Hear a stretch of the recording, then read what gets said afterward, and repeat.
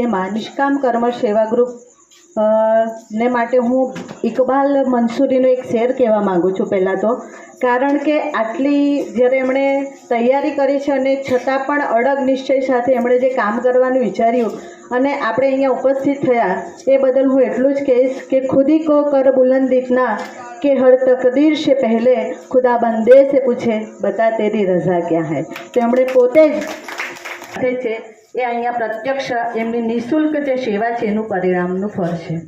એટલે પહેલાં તો આખી ટીમ કલામ સર અને મહેમાનશ્રીઓનું હું સ્વાગત કરું છું.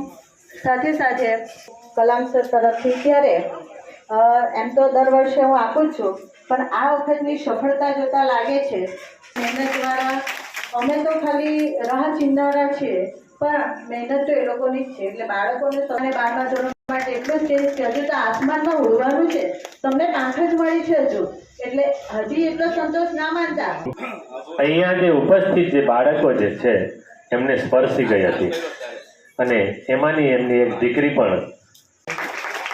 કલમભાઈ મહેરબાની કરીને કોઈ જતા ના રહેતા. આપણે આગળ ફાર્મસીનું કરવાનું છે.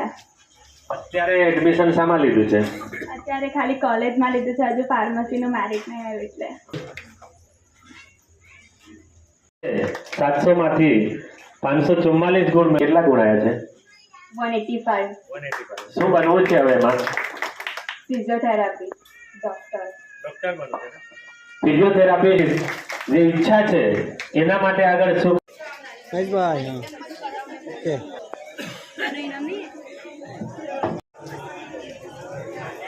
ઓકે ચાલ બસ પકડી રાખ, ખાલી પકડી રાખ બસ.